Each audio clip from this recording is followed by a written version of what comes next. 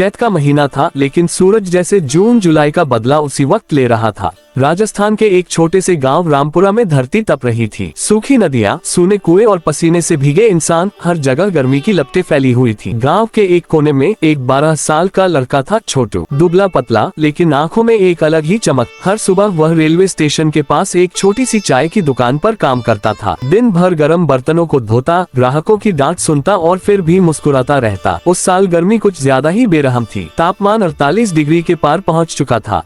दोपहर में तो जैसे जानवर भी छांव ढूंढते ढूंढते थक जाएं। लोग अपने घरों से निकलना छोड़ चुके थे, लेकिन छोटू, उसके पास रुकने का कोई विकल्प नहीं था।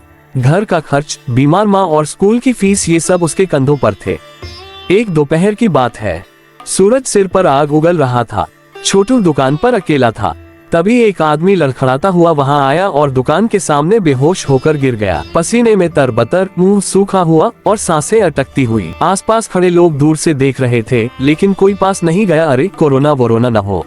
वह दौड़ कर गया, अपने छोटे से मग में बचा हुआ पानी उस आदमी के चेहरे पर छींटा, फिर अपनी गंदी रुमाल से उसका माथा पोंछा और सिर के नीचे एक बोरी रख दी। आसपास के लोग चिल्लाते रहे, छोटू मत छू, कुछ हो गया तो। लेकिन छोटू ने कहा, अगर मेरे पापा होते तो। तब भी आप मना करते।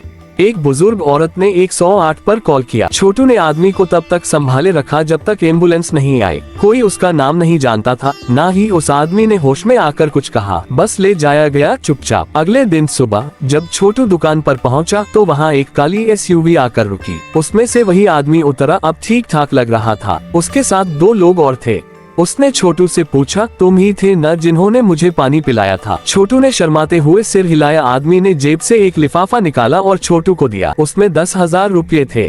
छोटू चौंक गया। पर साहब, मैंने तो इंसानियत की थी, पैसे के लिए नहीं। आदमी मुस्कुराया, इसीलिए दे रहा हूँ। तुमसे बहुत कुछ सीखा। उस दिन के बाद गाँव की हवा बदलने लगी।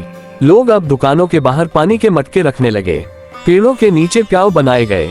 लोग बात करने लगे, गर्मी तो हर साल आएगी, लेकिन इंसानियत हर रोज जरूरी है। गांव वालों ने मिलकर छोटू के नाम से एक छोटा सा प्याऊ बनवाया, छोटू की छाया। उस प्याऊ पर एक बोर्ड टांगा गया, गर्मी हर साल आएगी, लेकिन इंसानियत हर रोज जगनी चाहिए। ये कहानी सिर्फ एक लड़के की नहीं है। ये कहानी है उन लाखों लोगों की जो हर साल इस भीषण गर्मी से जूझते हैं, बिना शिकायत, बिना थमे। और उन कुछ लोगों की भी जो गर्म हवा में भी दूसरों के लिए छांव बनते हैं।